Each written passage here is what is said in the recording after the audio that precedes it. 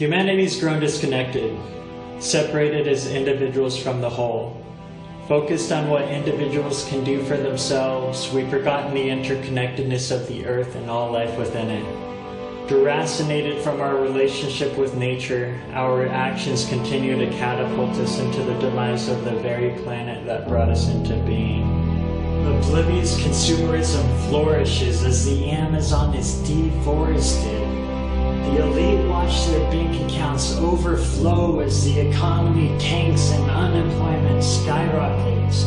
Corruption triumphs as ecosystems are treated as a source for commodities. Unsatisfied by the race, yet we still continue to run. Shackled by addiction to an economy thriving on destruction, the alarm sounds as we find ourselves looking for the unmarked exit. Held back by preference, we subliminally choose comfort and security over health and harmony of the planet. Our unmet human needs drive us to continue seeking satisfaction through superficial means.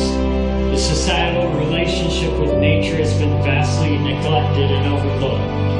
The interbeing of Earth has been cast away and written off as a primitive concept. The Western world has considered itself to have evolved beyond these aboriginal ways. Yet the indigenous lifestyles were sustainable and reciprocal between human needs and the balance of nature. Indigenous tribes recognize the interbeing of the earth and how each interconnected part affects the whole. The connection between the forest, water, and life is obvious to these tribes as they live in harmony with the land. They recognize themselves as an extension of nature and the earth as a Western paradigm. But science is leading into a similar outlook to these aboriginal ways. So what modern science is showing us is that through the mycelial network, the Earth's ecosystems are interconnected and each part affects the whole. The mycelial network is an underground fungal web of connections in the soil that serves as a communication network between trees and plants. It serves as a natural underground internet, so to speak. Through the mycelial network and airborne chemicals, trees and plants are able to communicate and cooperate with one another. They are able to form alliances and learn from their environments for the survival of themselves and their ecosystems. What this perspective shows us is that the Earth is alive and nature is intelligent. The Earth is not a geomechanical sum of parts. It is a single living entity. Archaic traditions have held this perspective of nature as being intelligent and the Earth as being a living entity for thousands of years. Ancient concepts such as that of Gaia and the Tao have been labeled as primitive, but science is leading us back to the roots of this ancient wisdom. When astronauts exit the planet's atmosphere and look back at Earth, they often experience a cognitive shift called the overview effect. They see the interactivity of the biosphere and come to realize the interconnected unity of the Earth as one ecosystem. They see firsthand what affects one side of the ecosystem impacts the whole.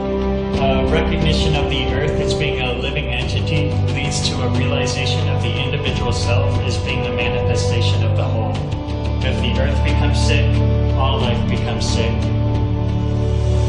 It's said that from space, the man-made boundaries become visible through erosion and the clear-cutting of forests.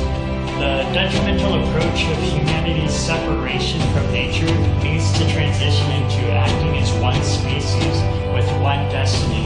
If we continue down this path of self-destruction, humanity will not survive. The overview effect of astronauts and the scientific observations of ecosystems correlate with that of the indigenous tribes' archaic understandings of nature. It does not take going to space or being a scientist to experience this cognitive shift. We can come to recognize the interbeing of Earth on an individual level through science, through philosophy, or even through religion.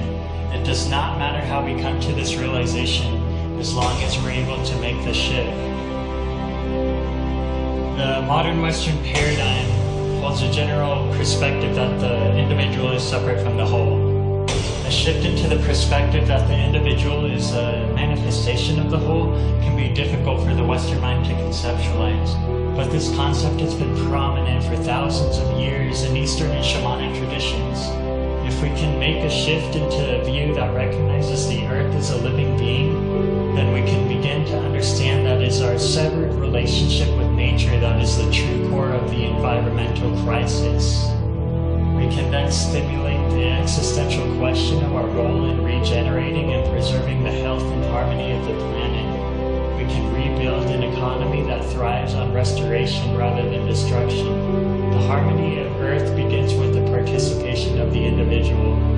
Only then can we live in harmony with the planet.